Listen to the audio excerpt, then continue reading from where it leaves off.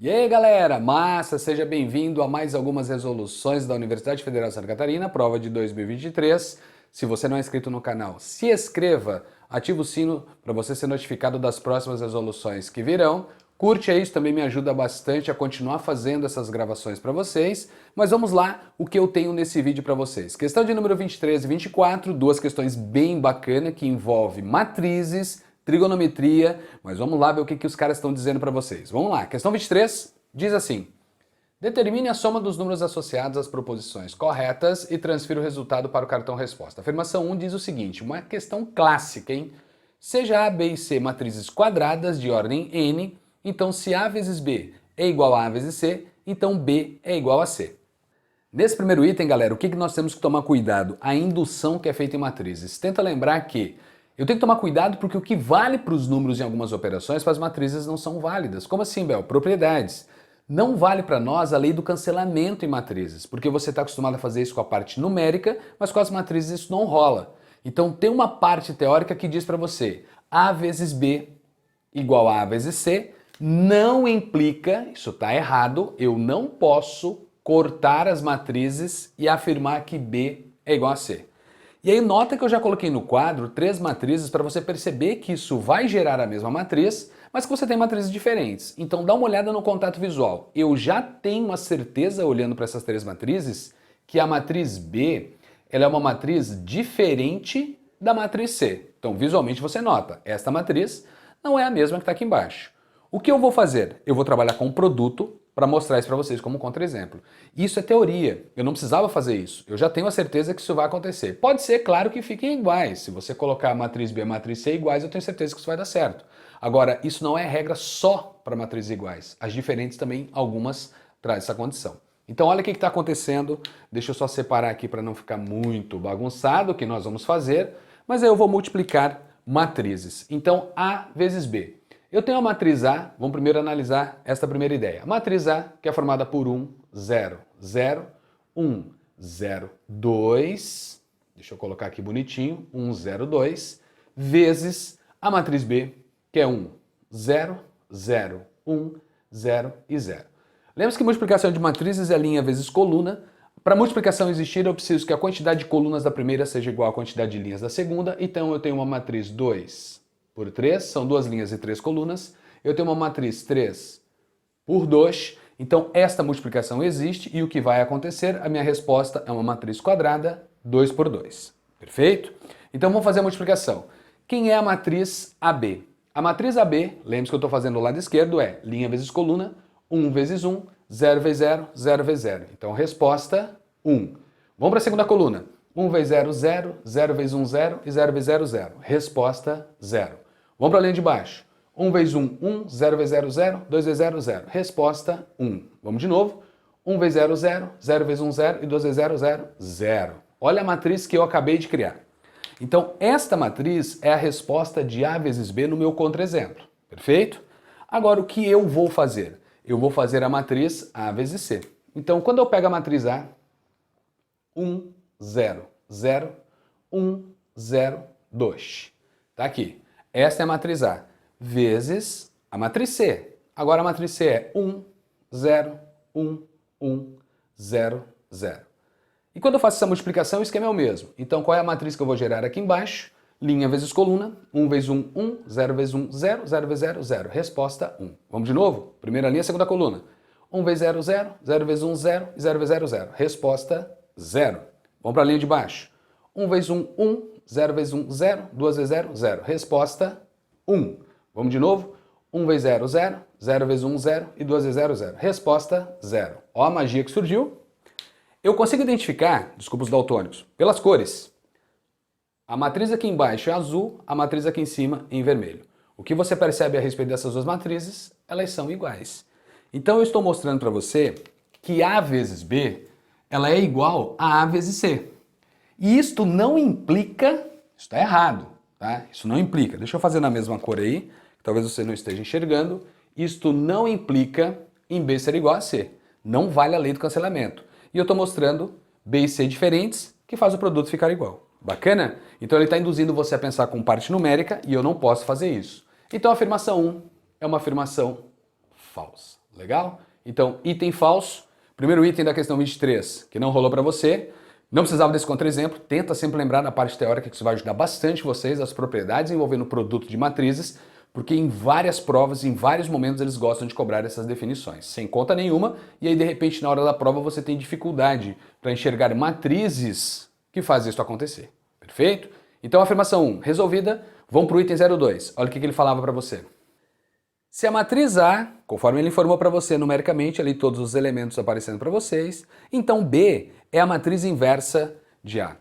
Galera, aqui nós temos mais uma ideia da parte da teoria das matrizes para nos ajudar a verificar se o item é verdadeiro ou falso. Como assim, Bel? Ele dá as duas matrizes para você, A e B, e ele diz que a matriz B é exatamente a inversa de A. Aí de repente você diz, ah, Bel, eu lembro que matriz inversa tem o teorema da matriz inversa, blá blá blá blá, toda aquela historinha toda, mas o que é a parte conceitual aqui para nós? Lembre-se que quando eu tenho a certeza, eu não vou nem fazer o cálculo, tá? Eu vou direto porque me interessa. Quando eu tenho a certeza que os determinantes das matrizes são diferentes de zero, ela admite inversa. Se ela admite inversa, tem uma equação matricial que é válida para você. Qual que é a equação matricial? A equação matricial diz que quando eu tenho uma matriz vezes a sua inversa, isto vai gerar a identidade de mesma ordem. Lembrando, inversa só é possível em matrizes quadradas. E as duas são quadradas de mesma ordem. Perfeito. Então a inversa tem sempre o mesmo tamanho da matriz original e a identidade tem sempre o mesmo tamanho das outras duas.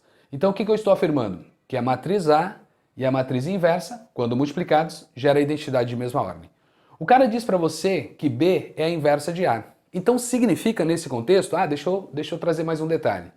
A inversa de A vezes B também gera a identidade. A propriedade comutativa que no item 1 ali eu disse para você sobre definições, lembra? Não vale a lei do cancelamento. A comutativa também não é válida para as matrizes. Só que eu tenho a certeza aqui que essa informação é válida. Ou seja, a propriedade comutativa ela é verdadeira para você aqui. Bacana?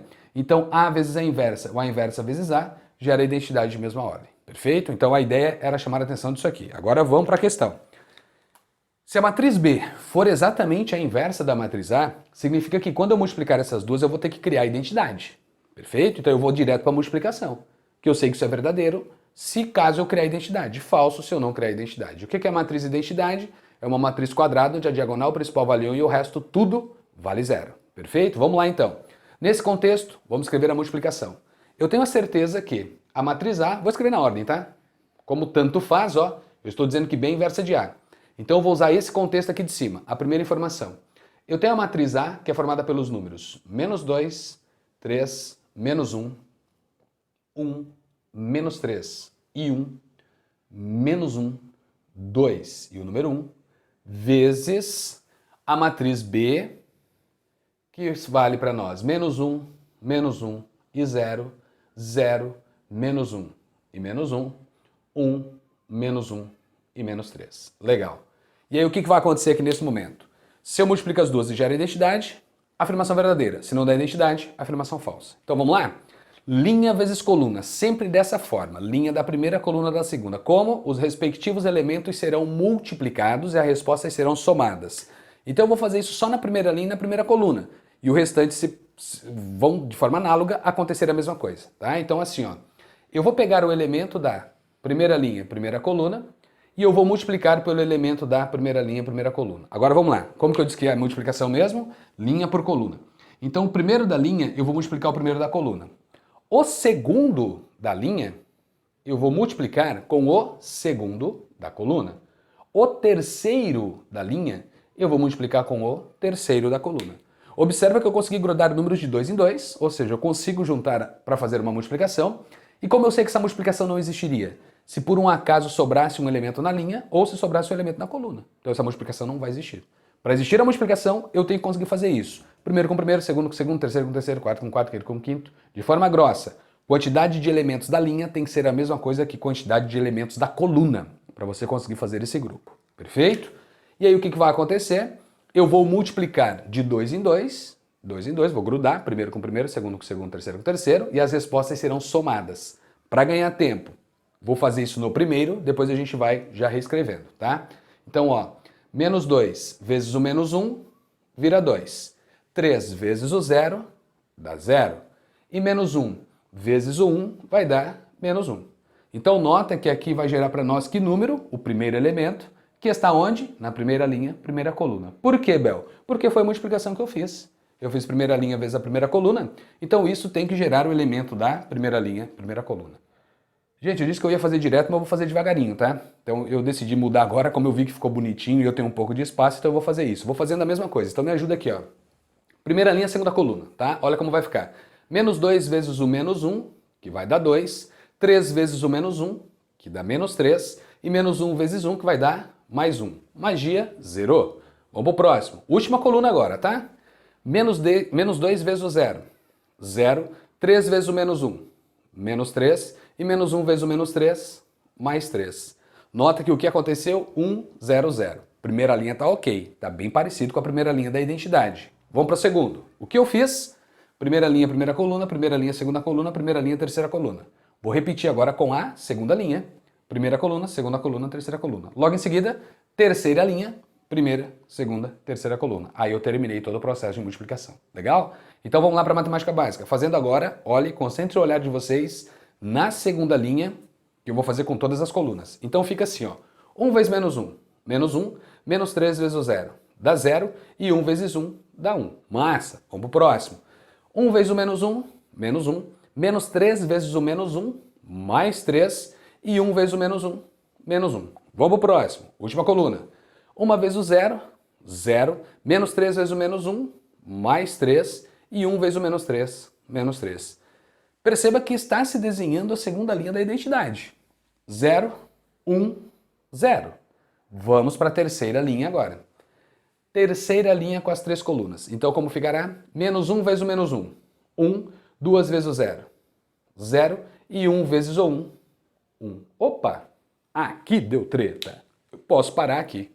Por quê, Bel? Porque aqui deveria dar 0. Porque quem é a identidade mesmo? A identidade é formada por 1, 0, 0, 0, 1, 0 e 0, 0 e 1. Como aqui já não deu 0, então a multiplicação de A por B não vai gerar identidade. Como a multiplicação de A por B não gera identidade, essa afirmação é mentirosa. Se esta afirmação é mentirosa, B não é inversa de A. O item 2 é falso. Bacana? Então aqui eu já posso parar. Claro que eu vou continuar, vou escrever a matriz bonitinha. Mas você já sabe que por este elemento, você não vai ter a identidade. Como eu não terei a identidade, então por definição, a matriz B não é inversa de A. Legal? Mas vamos terminar, só para ficar bonitinho, você já sabe que o item é falso. Ficará assim agora, ó. Vamos lá. Terceira linha, segunda coluna. Então menos 1 vezes o menos 1, que vai dar mais 1. Agora tem o menos 2 e agora tem o menos 1. Perfeito? Então, ó, menos 1 vezes o 1, menos 1, né? Vai dar mais 1. 2 vezes o menos 1, que vai dar o menos 2. E 1 vezes o menos 1, que vai dar o menos 1. Aqui deu treta para nós também, ó. Aqui também não vai dar 0. E o último cara, menos 1 vezes o 0, 0. 2 vezes o menos 1, menos 2. E 1 vezes o menos 3, menos 3. Pronto. Então, esta é a resposta que nós damos para o cara. 1, 0, 0, 0, 1, 0. E a treta da terceira linha. 2. Aqui você vai ter menos 2. E aqui nós vamos ter menos 5. Então, a terceira linha que diz isso para você. Claro que na hora da prova, eu sei que tem um estresse de prova. Mas se você conseguir se enxergar já de cara, vou começar diferente. Eu vou fazer a terceira linha com a primeira coluna, porque eu sei o que deve acontecer. Aí você já mataria a questão já no primeiro cálculo seu, tá? Mas claro, não é tão simples assim você conseguir identificar isso. Vai fazendo as contas, é chato, matrizes têm um certo tempo para vocês levarem a conta, mas é matemática básica isso daqui. O segredo está em lembrar desta condição, tá? Verificar. Não vai atrás da inversa. Tem muita gente que quer saber se o item é verdadeiro e diz assim, vai levar muito tempo. Porque para eu determinar a inversa de uma matriz, eu vou ter que trabalhar com a matriz adjunta, cofator, blá blá, resolver... Não, não precisa, tá? Não precisa. Para esta afirmação isso basta, legal? Então o item 02 é um item falso, deixa eu colocar aqui para você, item falso. E aí vamos lá para o item 04 para ver o que ele dizia para você nessa questão de matrizes. 4, dá só uma olhada no que nós temos. Maria, Ana e Joana foram lanchar numa padaria. Maria pediu um pão de queijo, uma fatia de bolo de cenoura e 2 cafés. Ana pediu 2 pães de queijo e 1 café. Já Joana, ela pediu 1 pão de queijo, uma fatia de bolo de cenoura e 1 café. Maria pagou R$18, Ana pagou R$11 e Joana pagou R$15. Nessas condições, É correto afirmar que o valor da fatia de bolo de cenoura é o dobro do valor do pão de queijo. Galera, aqui nós temos o item que trabalha com a resolução de um sistema linear. Note que o sistema que eu escrevi envolve as iniciais do que o texto trouxe para você. Pão de queijo, fatia de bolo e café. Bacana? E aí os respectivos valores que foram pagos. A primeira equação envolve o texto que falou de Maria, o segundo de Ana e por último da Joana. Perfeito? Então, ao fazer essa análise, o que eu sei a respeito da questão? Eu preciso verificar se realmente a fatia de bolo ela custa o dobro do valor do pão de queijo. Perfeito? A ideia é lembrar disso daí. Como que eu vou resolver o sistema? Aí vai para o método de vocês. Se vocês conseguiram montar o sistema para resolver, eu tenho certeza que você chegou na resposta. Por quê? Porque aqui vai o teu conceito, é a tua ideia, é o teu método. Adição, substituição, comparação, Kramer, escalonamento, escolhe um caminho aí para você chegar nos valores e verificar se isso realmente está acontecendo. Alguns gostam de trabalhar com substituição, porque é uma afirmação. Eu em afirmações eu não gosto muito de trabalhar. A ideia aqui do canal é ensinar você com as ideias das questões dos vestibulares. Então eu vou resolver o sistema para vocês. Mas alguns gostam de trabalhar com substituição e eu não recomendo substituições em alguns momentos. Bacana? Então vamos lá. O que eu vou fazer para responder essa pergunta? Qual é o método que eu vou trabalhar? Eu vou trabalhar com a ideia da adição, substituição, coisas assim que teoricamente para nós acaba sendo mais tranquilo porque só envolve matemática básica. Então vamos para a visão ninja. Olha o que eu consigo identificar. Eu sei que se eu deixar esses dois caras sozinhos aqui embaixo, eu consigo fazer uma substituição lá em cima que envolverá uma única incógnita do meu sistema e eu já acho esse valor. Então eu já consigo, por exemplo, determinar o preço do café com esta informação. Porque o que eu sei por esta equação de baixo? Que um pão de queijo mais uma fatia desse bolo de cenoura, ele é igual a 15 reais, grana, menos o valor de um café. Quando eu pego essa informação e arremesso na primeira equação, eu sei onde trocar, ó, que pão de queijo mais fatia equivale a 15 menos o café. Então escrevemos isso aqui em cima. Deixa eu só simbolizar para você, que é a primeira equação. E aí na nossa primeira equação, o que eu estou fazendo? 15 menos C é o P mais F. Pão de queijo, fatia. Mais 2 vezes o C, mais o dobro do valor do café, isto vale 18. Menos C mais 2C vira C, e aí passei o 15 lá para o outro lado, 18 menos 15 resulta em 3. Então eu já sei que o café, cada café na verdade, nessa padaria, nessa lancheria, ela custa para você 3 reais. Bacana? Então sabendo disso, ó a magia que surge na equação de número 2. Na equação de número 2, deixa eu usar uma outra cor aqui. Na equação de número 2, o que nós temos? Já uma substituição para fazer. Porque eu já sei o valor do café, eu vou achar o valor do pão de queijo. Então, o dobro do pão de queijo mais o valor do café, que eu já sei que vale 3, isto equivale a 11 reais. Passei o 3 para lá subtraindo, vou passar o 2 dividindo. Então, aqui eu já determino o preço do pão de queijo. 11 menos 3 vira 8. E 8 dividido por 2 resulta neste pão de queijo, cada um deles custar 4 reais. Bacana. Sabendo disso, em qualquer uma das equações que eu fizer a troca, pelo valor do pão de queijo e pelo valor do café, eu vou chegar no valor da fatia do bolo e verificar se isso está acontecendo. Qual é o nosso objetivo? Que o dobro desse cara seja o valor da fatia de bolo. Vamos ver se isso vai dar certo. Vamos jogar na terceira situação. O que eu sei? P mais F mais C dá 15. Então, se eu sei que P 4 mais F mais C tem que dar 15. Então sabemos que F mais 7 é o 15. Magia. F valerá 15 menos 7, 8. Então o que eu consigo comprovar olhando para esses valores? O valor da fatia do bolo de cenoura custa 8 reais. Esse é o valor da fatia. Nós sabemos que cada pão de queijo custa 4. O que 8 é quando você compara com o 4? O dobro. Então o dobro do pão de queijo realmente é o valor da fatia do bolo de cenoura. Então o dobro do P é igual a F. Então o item 04 é um item verdadeiro. Bacana? Então o sistema linear para nós resolvermos, o método ele é seu, eu fui fazendo substituições, vai na sua preferência, o lance é você resolver o sistema para verificar se a afirmação é verdade ou mentira. Bacana? Então item 04, verdadeiro, bastante matemática básica. Vamos seguir item 08, olha o que ele dizia para você. Se A é uma matriz quadrada de ordem 4, como você pode observar aí ele diz para você, a partir dessa matriz A. Então, para qualquer que seja x pertencente aos reais, a matriz A não admite inversa. Galera, aqui nós temos uma ideia para trabalhar com um conceito que é o seguinte: se eu tenho uma matriz quadrada que não admite inversa, é porque o seu determinante deu zero. Tá? Então, se eu digo que uma matriz não tem inversa, o seu determinante tem que ser zero. Bacana? E aí, claro que a volta também é verdadeira. Se eu tenho uma matriz quadrada onde o determinante é zero, ela não admite inversa. Perfeito? Levando em conta essa informação, eu tenho uma matriz quadrada de ordem 4. Matriz quadrada de ordem 4, nós vamos trabalhar com duas ideias aqui que eu vou comentar com você. Uma é o teorema de Laplace e outra é a regra de Chiot, ou Chiot, tanto faz aí o termo que você quer trabalhar. Mas aí qual que é o contexto? Laplace diz para você o seguinte: para eu calcular o determinante de uma matriz quadrada qualquer, aí nós aplicamos normalmente isso em ordem 4, porque na regra de Sarros nós trabalhamos em ordem 3, então ordem 4 você começa a trabalhar com Laplace, dizendo o seguinte: escolhemos uma fila da matriz. E aí o recomendado é, escolha uma fila onde a quantidade de elementos iguais a zero é maior de toda a matriz. Como assim, Bel? A primeira linha, eu não sei o que é o x. Então a primeira linha, eu não sei quantos zeros eu tenho. Mas na segunda eu tenho 2. Na terceira eu tenho 1. Na quarta eu não tenho nenhum. Então se eu tivesse que trabalhar com Laplace, olhando para as linhas, eu escolheria a segunda linha. Por quê? A segunda linha tem 2 zeros. Daqui a pouco você vai relembrar o porquê. Olhando para as colunas, a ideia é análoga. Então a primeira coluna tem um zero, a segunda coluna tem um zero, a terceira coluna tem um zero e a quarta coluna não tem zero. Então colunas você escolheria qualquer uma. Como eu vou escolher uma fila que tem a maior quantidade de zeros, então o recomendado é você trabalhar com a segunda linha. Mas nada impede você de trabalhar, por exemplo, com a quarta, tá? Só vai passar mais trabalho, mas o determinante vai ser o mesmo. Perfeito? Então qual é a ideia desta matriz que nós temos no quadro? Eu vou escolher uma fila da matriz, porque o determinante dela vai ser dado por quem?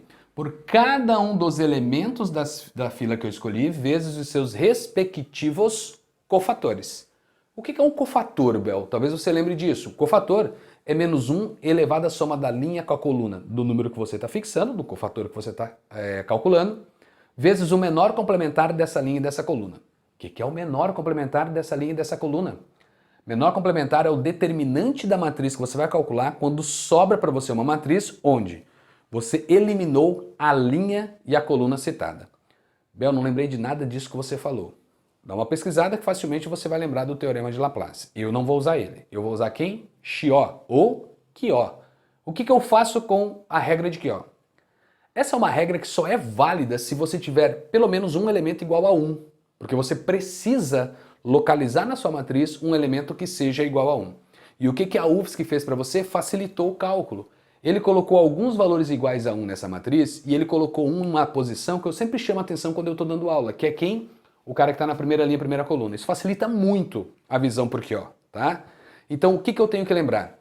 Pela regra de Chiot, que eu vou escrever aqui embaixo, tá? Então, olhando para essa regra Chiot, diz o seguinte, vamos lá. Eu preciso escolher um elemento da matriz que seja igual a 1. Qual eu vou escolher? Qualquer um deles. O que eu recomendo sempre? Verificar se este cara vale 1. E se ele não for, Bel? Daí não tem problema. Mas o ideal é você olhar para ele. Esse elemento igual a 1 que nós selecionamos, que nós estamos olhando, nós vamos fixar a linha e a coluna dele. Então ele é mais fácil de nós identificarmos o que tem que ser feito pela regra de Chiot. Como assim, Bel? Fixar linha. Esse número 1, ele aparece para nós na primeira linha. Esse número 1 aparece para nós na primeira coluna. Então o que eu preciso neste momento? Olhar o que está sobrando fora da linha e da coluna do número 1 que eu selecionei. Então está sobrando isso daqui, ó, esses 9 números, esses 9 elementos. Por isso que eu digo, olhar para esse cara valendo 1 é mais light para nós. É mais fácil, porque tem visível para você o que está sobrando. Então esse é o número 1 escolhido, tá lá bonitinho agora. Fixem ali a coluna dele, e aí eu estou olhando o que está sobrando e o que eu devo fazer de acordo com a regra de Chiot. E aí é o cuidado que eu tenho que ter que muitos esquecem, hein? Muitos esquecem. Qual é a posição do 1 que eu selecionei? Primeira linha, primeira coluna. O I vale 1, o J vale 1. A regra de Chiot diz assim para vocês. Eu vou fazer uma operação com os números que estão sobrando, vou calcular o determinante dessas operações, desses números que está sobrando, e a partir daí eu preciso pegar esse determinante e multiplicar por menos 1 elevado à soma da linha com a coluna do 1 que eu escolhi. Então, como esse cara, a linha dele é 1 e a coluna é 1, eu vou ter menos 1 elevado ao quadrado.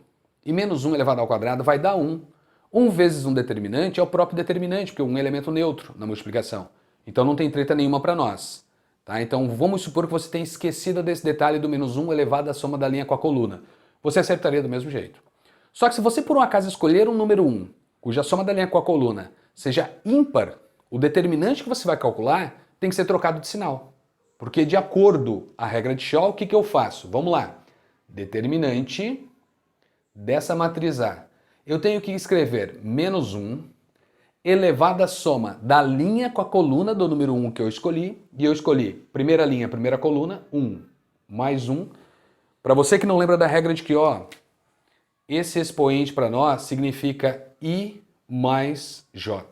Então eu sempre terei o I e o J sendo o meu expoente. Nesse caso eu estou chamando de 1 mais 1, porque o número que eu selecionei lá em cima para vocês, deixa eu usar a mesma cor, o número 1 que eu escolhi está nessa posição da matriz A. Ele é a primeira linha, primeira coluna. Perfeito? Agora, dá só uma olhada no que vai acontecer se eu tivesse, por um acaso, escolhido este número 1. Então eu estou falando, vou apagar, não anote. Eu estaria falando do elemento da segunda linha, primeira coluna, sendo o 1 que eu fixei. Esse cara que está aqui, ele está na segunda linha, primeira coluna. Nota que aqui o I vale 2 e o J vale 1. O somatório desses dois valores dá 3. Menos 1 elevado ao cubo vale menos 1. Menos 1 vezes o determinante que eu vou calcular tem que trocar de sinal. E aí você teria feito o quê? Teria dado o determinante de forma equivocada. Perfeito? Então cuidado com a regra de Shaw quando vocês estiverem trabalhando. Tenta lembrar desse menos 1 elevado à soma da linha com a coluna do 1 que você fixou na matriz, tá? Então deixa eu apagar tudo isso daqui agora e vamos verificar qual é a operação que eu tenho que fazer aqui. Feito isso, então menos 1 elevado à soma da linha com a coluna do 1 vezes o determinante de uma matriz que sobra, tá? Isso aqui que está sobrando. E aí o que tem que fazer com isso que está sobrando? Cada elemento que está sobrando eu vou excluir a linha e a coluna do 1 que eu fixei. Então o que eu vou fazer aqui? O que eu faço com esse zero? Quem que eu fixei dessa linha? O número 1. Quem que eu fixei dessa coluna? O x. Então o que eu tenho que fazer? 0 menos 1 vezes o x. Vamos de novo. O que eu faço com este zero que está aqui? A mesma coisa. Quem que eu fixei na linha dele? 1. Quem que eu fixei na coluna? O número 1. Então o que eu faço? 0 menos 1 vezes o número 1. O que eu faço com esse 2? A mesma coisa. É 2 menos quem? Quem eu fixei na linha? O número 1. Quem eu fixei na coluna? O número 3. Então o que eu faço? 2 menos 1 vezes 3.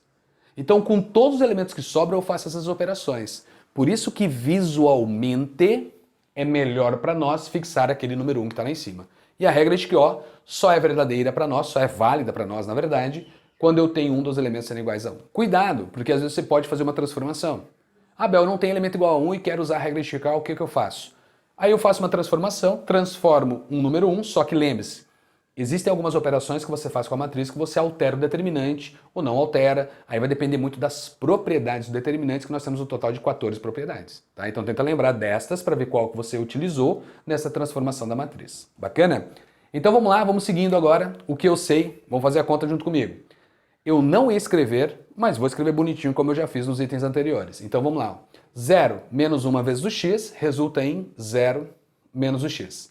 0 menos 1 vezes o 1, então resulta em 0 menos 1. E 2 menos 1 vezes o 3 resulta em 2 menos 3. Legal? Vamos para a linha de baixo, mesmo esquema.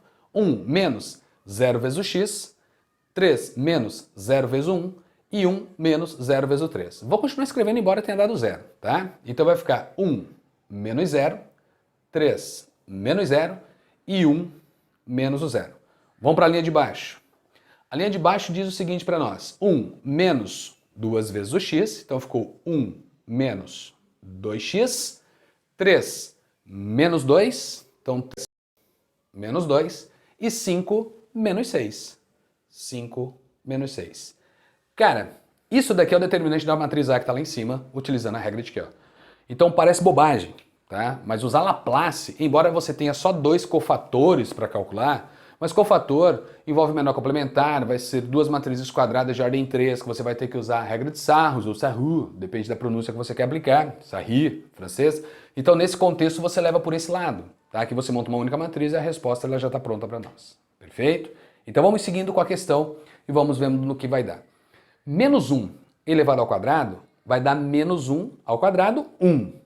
1 vezes este determinante, a resposta é esse determinante. Então, ganhando tempo e espaço com vocês, eu já vou direto aqui do outro lado, calcular o determinante dessa matriz que eu chamei de A. Então, dá só uma olhada. Quem é o determinante dessa matriz A?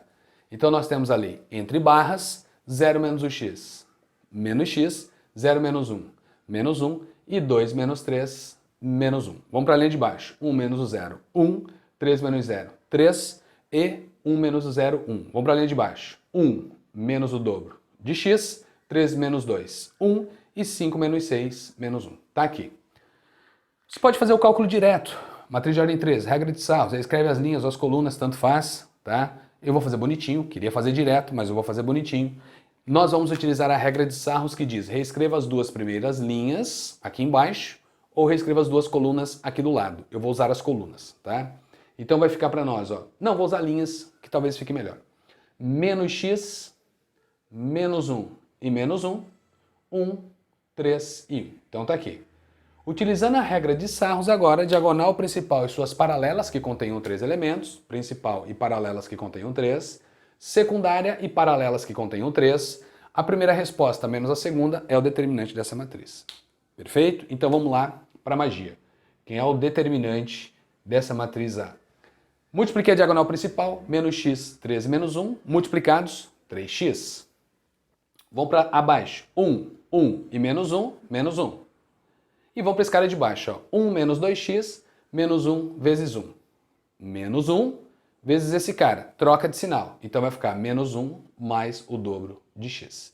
Na secundária nós vamos trocando de sinal. Então vai ficar menos 1, 3. E este termo, que são dois juntos aqui, né? 1 menos 2x. Então vai ficar menos 3, troquei de sinal, mais 3, vezes 1 menos 2x. Linha abaixo, menos o x, troquei de sinal, mais o valor do x. E este cara vai dar 1, troca de sinal, menos 1. Vou aplicar a distributiva aqui, ó. E aí nós vamos verificar qual é a expressão que traz esse determinante para nós. Então, o determinante dessa matriz A valerá, vou devagarinho, tá? 3x mais 2x vira para nós 5 vezes o x. Menos 1 com menos 1, tem mais 1 aqui na frente. Vou deixar para depois? Não, não vou deixar para depois não. Já vou fazer agora. Então, 3 mais 2 mais 1, 6 vezes o valor do x. Numberzinhos, menos 1 com menos 1 com menos 1, deu menos 3. E o produto que eu vou fazer, né? 3 vezes 1, 3. 3 vezes 2, 6. Ó a magia? O determinante da matriz A deu 0.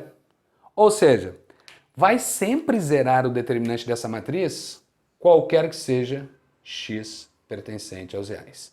Isso significa que, independentemente do x que você coloque nessa matriz, o teu determinante sempre vai dar 0. Não interessa qual é o x, o determinante sempre vai dar 0. Ele disse para você na afirmação, nota aí, que existe a inversa de A para qualquer que seja o valor de x. Então, se ele afirmou isso para você, comprovamos que o item 8 ele é um item verdadeiro. Verdade. Qualquer que seja o valor de x, o determinante sempre vai ser 0. Se o determinante é 0, não existe inversa. Então, o item 8 é verdadeiro. Legal? Então, a ideia do item 08, lembrar dessas condições, foi relembrar você que O, Laplace, eu acho que você lembra, mas em algumas questões o que O acaba facilitando o caminho para vocês. Dá uma analisada com calma. Deixe nos comentários se você trabalha dessa maneira ou se você trabalha com Laplace, qual o melhor método você tem para essas matrizes maiores, e aí a gente conversa a respeito disso. Bacana? Então, item 08, verdadeiro. Vamos para o item 16, olha só o que ele dizia para você. Se A é uma matriz quadrada de ordem 5, tal que o determinante da matriz A é igual a 10, então o determinante da matriz 3A é igual a 150. Nós temos aqui uma propriedade importante para aplicar que os caras adoram cobrar em prova, tá? Que é quando você tem um número real que multiplica uma matriz que envolve o determinante dessa sua resposta, que é o que está escrito aqui no item para vocês. Então o que eu tenho que lembrar? Se eu tenho um número real qualquer, tá? Então K é um número real, onde você olha para esse cara e diz o seguinte, qual é o meu objetivo? Encontrar o determinante da matriz K vezes A, onde A é uma matriz quadrada de ordem N. Então nota que isso está sendo escrito para você. Independentemente de qual seja o valor do K real, o que eu sei?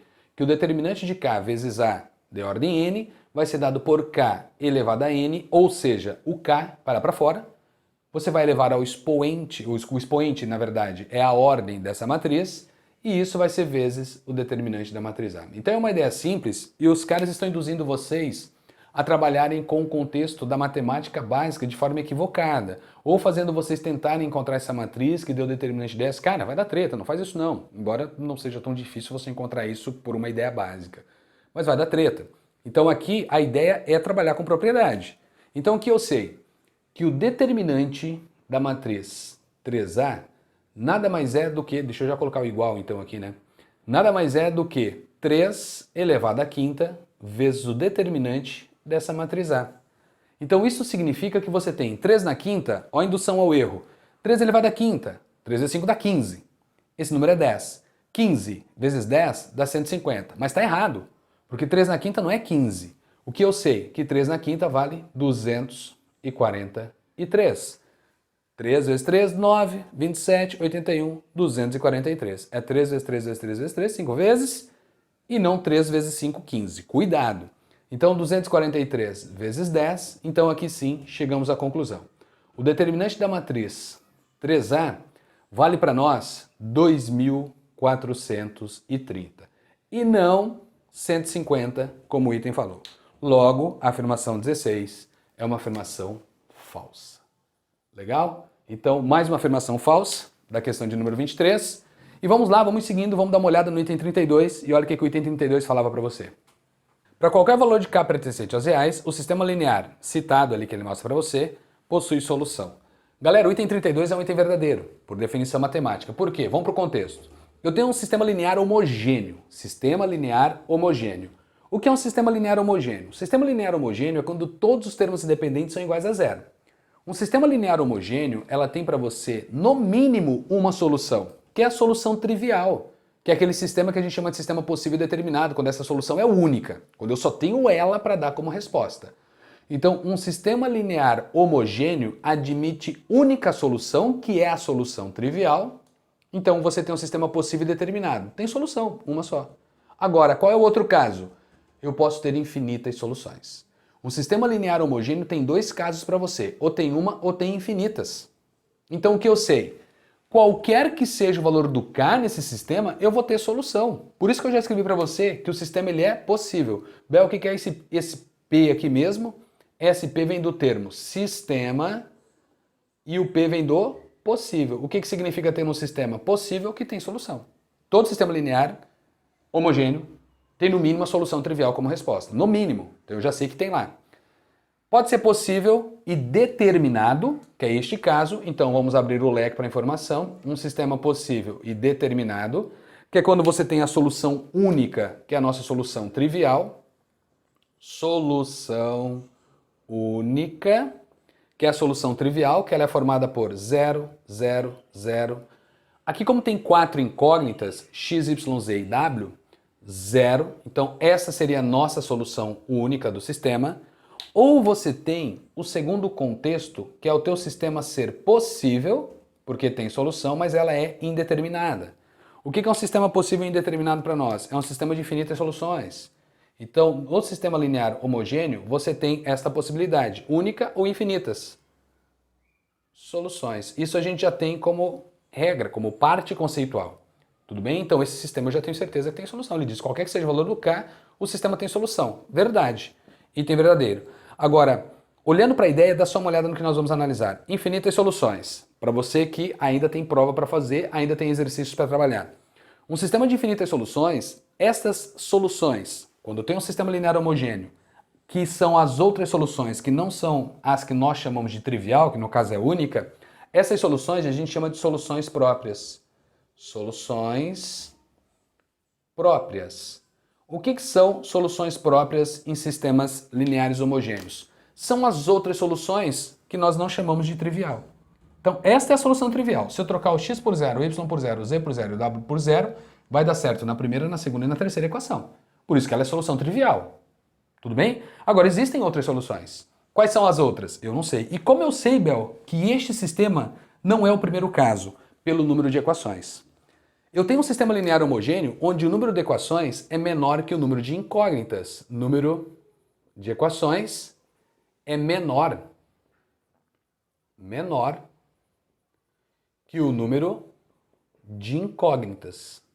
Quando você tem esse tipo de sistema, você já sabe que ele vai admitir infinitas soluções. Vamos levar para um contexto teórico bonitinho, pequenininho, que eu estou sem espaço aqui? Analisa isto para mim, por favor. X mais y igual a 1. E eu digo para você, isso é um sistema. Não, não é. É uma equação só. Uma equação tem quantas soluções? Infinitas. Ah, Bel, eu tenho duas incógnitas. Perfeito, duas incógnitas e uma equação. O número de equações é menor que o número de incógnitas, então tem infinitas soluções. Que é o que acontece aqui, ó. Você tem 3 equações e 4 incógnitas. 3 equações e 4 incógnitas significa, nesse contexto, o número de equações menor que o número de incógnitas. Logo, o teu sistema é indeterminado, tem infinitas soluções. Então, por esse contexto, eu já sabia. Mas, como ele é homogêneo, eu já sei que essa está lá. Então não interessa o valor do K para nós, não interessa quem é esse coeficiente. Qualquer que seja K pertencente aos reais, esse sistema sempre vai ter solução.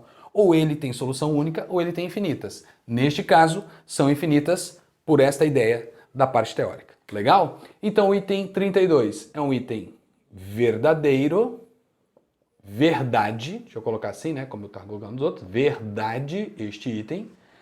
E aí nós fechamos a questão de número 23, mas fique por aí ainda. Temos a questão de número 24 nesse vídeo para trabalhar com vocês. Mas aí me diz o que você achou da questão, o que você achou desses comentários. Se inscreva no canal, cara. Aí você é notificado dos próximos vídeos, das próximas resoluções que eu vou compartilhar com você. Curte, que me ajuda bastante a continuar com essas gravações. Legal? Então, questão de número 23, fecha para você o gabarito. Você já deve estar olhando para ele qual é. Opções 4, 8 e 32, que fecha para você no total gabarito 44. E diz para mim nos comentários se você acertou essa questão, se você recebeu um parcial nela. Me diz como foi para você essa questão na hora da prova. Bacana? Então vamos lá, questão 23 finalizada. Vamos para a questão 24, uma questão bacana de trigonometria. Dá só uma olhada no que dizia. Considere as funções reais g de x igual a menos 1 mais 2 seno de x e h de x como sendo menos 2 menos 3 cosseno de x menos π. Para x pertencente ao intervalo fechado, que varia de menos 2π até 2π, determine a soma dos números associados às proposições corretas e transfira o resultado para o cartão resposta. E a primeira afirmação ela diz o seguinte para você. A imagem da função g é o intervalo que varia de menos 3 até 1 fechado em ambos esses extremos. Então, a partir daí, afirmação 01, olha só o que ele está dizendo. Imagem da função g. Então, ele afirma que a imagem desta função g é um intervalo fechado que varia de menos 3 até 1. O que eu preciso lembrar? Que a imagem de uma função seno ou cosseno, ela precisa variar entre a menos o módulo de b até a mais o módulo de b. Bem, o que é esse a e esse b? Suponha-se, a função g ela está sendo escrita com esta lei de formação. A mais b vezes função g, seno, deixa eu colocar aqui primeiro, né? Seno de quem? mx mais n. Essa é a lei de formação de uma função seno no seu formato completo. A partir daí, o que eu disse para você? Que a imagem dessa função, ela é um intervalo fechado que varia de a menos o módulo de b até a mais o módulo de b. E nós aprendemos a chamar isso de mínimo e máximos em funções trigonométricas. Então aqui você tem um mínimo na função e aqui você tem um máximo nessa sua função. Então, levando em conta essa informação, olhando para o que ele disse em item 01, nós já sabemos constatar o que é verdade e o que é mentira. Por que mesmo, Bel? Porque eu olho para a lei de formação e digo quem é A e quem é B. A é o número que está sozinho, B é o número que está multiplicando a razão seno. Então, olhando, B e A, estão aqui os dois valores, né? Esse é A, menos 1, o B vale 2, módulo de 2 continua sendo 2, então nós temos como imagem desta função g sendo um intervalo fechado que varia de menos 1 e menos 2, menos 3, e menos 1 mais 2, que é igual a 1. Então temos o primeiro item verdadeiro da questão de número 24, uma questão clássica de imagem. Então, verdade, esse primeiro item, que falava para você da imagem de uma função trigonométrica, seno e cosseno, que o contexto é o mesmo. Lembrando, o que eu fiz para o seno também é válido para o cosseno. Perfeito? Afirmação 2, tranquila. Olha só o que dizia essa afirmação. O período da função h é π. Então, a afirmação 2 fala sobre o período de uma função. Deixa eu só chamar aqui entre parênteses de novo para eu saber para onde olhar. Período da função h é o valor do π. O que eu preciso lembrar que também é válido para seno e cosseno. Quando eu falo em período de funções trigonométricas, como eu já tenho a lei de formação aqui, eu vou escrever assim, ó, a função h de x, mesmo contexto, tá?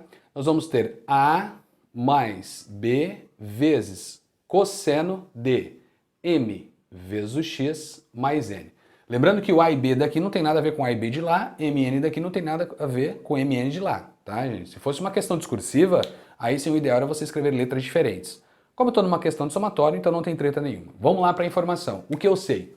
O período de uma função vai ser dado sempre por 2π dividido pelo módulo de m. E quem é m? O número que multiplica o x lá no arco. Então, quando eu olho para a função h, quem é o m quando eu olho para a lei de formação? É o número 1. E 2π dividido pelo módulo do número 1 significa 2π dividido por 1. Então, nessa historinha toda, o período da função h vale 2π. 2π não é o que o cara disse. Então, item 2, item falso. Então, temos o primeiro e o segundo item teoricamente tranquilo, partindo das definições de seno e cosseno. Então, afirmação 1 verdadeira, afirmação 2 falsa. Vamos para o item 4. Olha o que diz o item 4.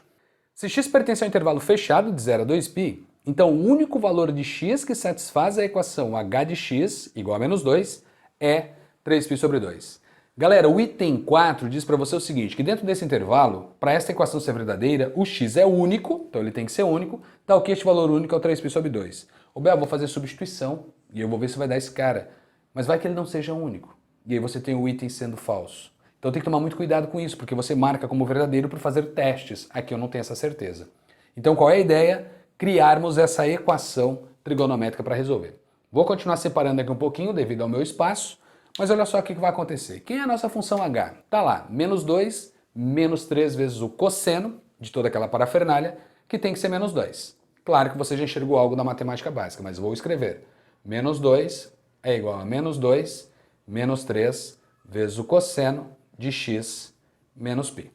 Como eu sei que o menos 2 vai para lá, vai zerar, né? Menos 2 vai para lá, mais menos 2 com o mais 2 que eu vou criar, zera.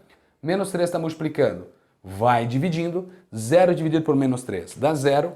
Eu crio a condição que é o cosseno de x menos π precisa ser 0. Isto é uma equação imediata. O que eu sei a respeito de equações imediatas? Bom, equações imediatas se resolvem quando você olha para o ciclo trigonométrico, marca pontos e define quem são os seus respectivos valores. Então vamos lá. No ciclo trigonométrico, lembre-se, esqueça o intervalo por enquanto. O que eu sei, onde o cosseno vale 0? Aqui em cima e aqui embaixo. Então o ângulo que eu tenho aqui dentro, que eu vou chamar carinhosamente de θ, ele precisa parar aqui em cima ou aqui embaixo. Então, este ângulo θ, ele é representado por π sobre 2 mais k vezes o valor do π, qualquer que seja k pertencente aos inteiros. Legal?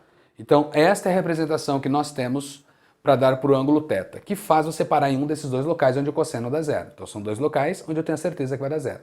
Quem é o θ? O θ é o ângulo da questão. Quem é o ângulo da questão? X menos π. Então, o que a gente faz agora? A troca. Então eu digo que o x menos o π precisa ser π sobre 2 mais k vezes o valor do π. Mandei o π para lá, então eu estou afirmando que x vai ser igual a quem? π sobre 2 mais o π vira 3. π sobre 2 mais k vezes o valor do π, qualquer que seja o k pertencente aos inteiros. Então vou colocar aqui vírgula, qualquer que seja k pertencente aos inteiros. Qual é a ideia agora, rapaziada? É você lembrar do seguinte, eu vou determinar todos os valores trocando o k por um valor inteiro qualquer fazendo a análise. Os valores do x precisam estar dentro desse intervalo citado no enunciado, que é de 0 a 2π, no enunciado do item 4, não lá em cima. Então aqui ele diz se o x está dentro desse intervalo. Qual é o cuidado que eu preciso ter? Se você admitir os valores, você vai chegar só nesse cara que está aqui. Ah não, Bel, eu admiti os dois e tal, e se for mais que 2? Pode dar treta. Quer dizer, não sendo só um, que ele citou, o item já é falso. Mas se for só ele, você consegue comprovar com essa expressão geral, que é o que eu sempre recomendo. Falou em trigonometria, quantidade de soluções, recomendação. Trabalhe com a expressão geral dos arcos. Legal? Então, eu vou só melhorar essa escrita. Eu vou afirmar que o x é igual a 3π mais 2 vezes o k vezes o π toda essa parafernália dividida por 2. E afirmar que neste contexto eu vou colocar o π em evidência e multiplicar. Vou fazer assim. Vou multiplicar por 3, eu ia deixar o 2 lá fora. 3 mais 2k dividido por 2. Legal? Então eu fiz uma transformação, só para você sacar o que está acontecendo. A partir do momento que eu fiz essa transformação, agora eu vou trocar os valores do k inteiro para verificar quais valores do x estão dentro desse intervalo. E o que eu percebo? Se eu trocar o x por menos 1, lembre-se que algumas questões anteriores, você que já assistiu algumas questões de provas passadas que eu resolvi com você, tem aí no canal a minha justificativa dizendo isso a respeito do que eu vou falar agora. Se eu troco o k por menos 1, eu chego num valor que serve para a questão. Vou continuar separando aqui que eu não quero apagar nada e eu já estou ficando com pouco espaço, então dá só uma olhada. Se eu troco o k por menos 1, eu estou dizendo que 3 mais 2 vezes o menos 1 vai dar 3 menos 2. 3 menos 2 dá 1 e 1 vezes o π vai dar π. O que eu chego? Eu chego em x sendo igual a π sobre 2. E π sobre 2 está dentro do intervalo. Então esse é o meu primeiro valor. Se eu trocar por menos 2, Bel, menos 2 vai ficar negativo. E eu não tenho nenhum número negativo aqui. Então o primeiro valor que serve para mim é o menos 1. E se eu trocar o k por 0, o que vai acontecer? Aí eu zero 2k zero, vira 3π sobre 2. Então você chega no x sendo 3π sobre 2. E se eu trocar o k por 1? 2 vezes 1 dá 2, mais 3 deu 5, 5π sobre 2. E aí quando você analisa o 5π sobre 2, o que aconteceu? Passou do intervalo. Por que eu sei que passa do intervalo mesmo? Vídeos anteriores, dicas que eu já dei. Reescreva o intervalo da questão usando o denominador da expressão geral que você encontrou. Então este intervalo, por exemplo, varia de 0π sobre 2 até 4π sobre 2. Então o que eu fiz aqui foi só fazer uma transformação numérica para você enxergar que todos os meus numeradores que der à frente do 0 e atrás do 4, podendo ser 0 e podendo ser 4, serve como resposta. Quando eu troquei o k por menos 1, eu obtive o numerador 1π. 1π está aqui dentro.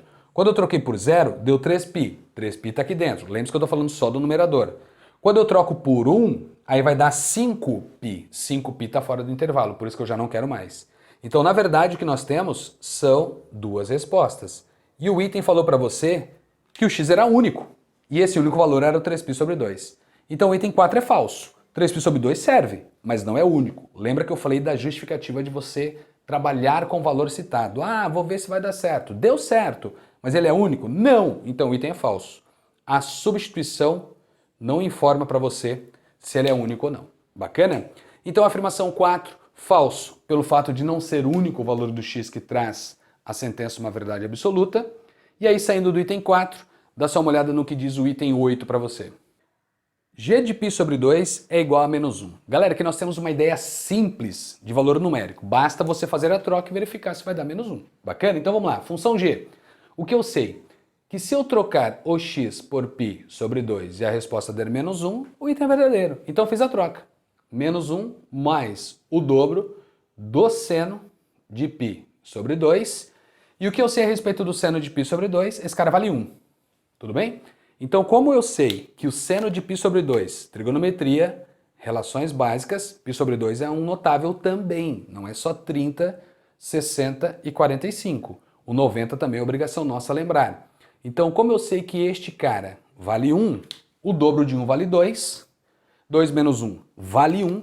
Então, o G de π sobre 2 vale menos 1 mais 2, que traz como resposta o número 1, e não o menos 1 como o item falou para você. Então o item 8 é mais um item falso dessa questão de número 24. Legal? Então o item 8 falso, simples, tenho certeza que você chegou na constatação da falsidade do item, mas vamos para o item 16. Olha o que ele fala no item 16. Tangente de menos π sobre 4 é igual a h de 0 dividido por g de 0. Mais um item que fala para você sobre valores numéricos. O que nós sabemos? A tangente de menos π sobre 4 nós conhecemos.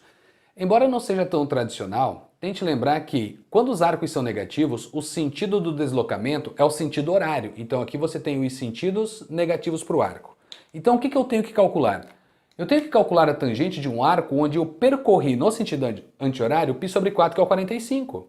Então eu estou neste momento, neste ponto de quarto quadrante. No quarto quadrante a gente verifica o que falta para 360, e 360 é côngruo de zero. Então na verdade o que está faltando é exatamente o que eu desci, por isso que é tranquilo para nós. Então a tangente de menos π sobre 4 é igual a menos a tangente do π sobre 4, menos a tangente do π sobre 4. Neste quadrante a tangente é negativa, estou verificando que está faltando 45, nós temos os mesmos valores. Então a tangente de menos π sobre 4, este cara vale menos tangente de 45, arco notável, esse cara vale menos 1. A questão falou para você que a divisão de g de zero por h de zero vai dar o menos 1. Verdade ou mentira? Não sei, vamos calcular esses valores. Então, o que é para nós g de zero? G de zero implica em eu trocar na função g o x por zero, seno de zero. Vou ganhar espaço e tempo com vocês. Seno de zero vale zero. Então, se o seno de zero vale zero, 0 vezes 2 vai dar zero. E 0 menos 1 deu como resposta menos 1. Agora, o que é para nós h de zero? H de zero vai ser dado por 0 menos o π, significa que eu vou calcular o cosseno de menos π. Contexto que eu apresentei para vocês aqui embaixo. O que significa o menos π? Sentido anti-horário, você vai chegar aonde? No menos π. E o menos π está no mesmo lugar do π. E o cosseno desse ponto vale menos 1. Então quem é o cosseno de 0 menos π? Cosseno de 0 menos π valerá para nós menos 1. Então temos como resposta menos 2, menos 3, vezes o menos 1. Bel, não entendi. Vamos de novo. Estou trocando o x por 0. 0 menos π faz você parar nesse ponto. Nesse ponto o cosseno vale menos 1. Menos 3 com menos 1 vai dar mais 3. Então h de 0 valerá menos 2 mais 3. Então h de 0... Nossa, esse 0 ficou estranho aqui em cima, hein? Tudo isso é pressa. Então vamos lá. h de 0. Esse cara valerá 1. E o que a questão falou para você? Que se eu dividir o menos 1 por 1, a resposta vai dar menos 1. Então o item é verdadeiro. Realmente, a tangente de menos π sobre 4 vale para você g de 0 sobre h de 0. Então o item 16 é o item verdadeiro. E vamos lá para o item 32, o último item dessa questão de número 24. Dá só uma olhada no que dizia para você. O valor máximo da função h é 3. Galera, dá só uma olhada. No item 32, o que nós temos que analisar? Máximos e funções trigonométricas. Máximo e mínimo são os extremos da imagem. Citei para você agora há pouco nos itens anteriores, em um dos itens anteriores que nós tínhamos na questão 24. Então, tanto quanto seno como cosseno, vale a mesma representação. O que eu quero? Eu quero A mais o módulo de B. Isto é o que nós chamamos de máximo em uma função seno ou função cosseno, tanto faz. E A menos o módulo de B, isso é o que nós chamamos de mínimo. Perfeito? O que eu quero? O máximo. Dá uma olhada para a função h. Quando você olha para a função h, o que nós sabemos? Na função h, o A vale menos 2. E o B, para nós, vale menos 3. O que eu sei a respeito do módulo de B? O módulo de B será 3. O módulo de menos 3 vale 3. Então, quando eu olho para esta informação, o que eu sei?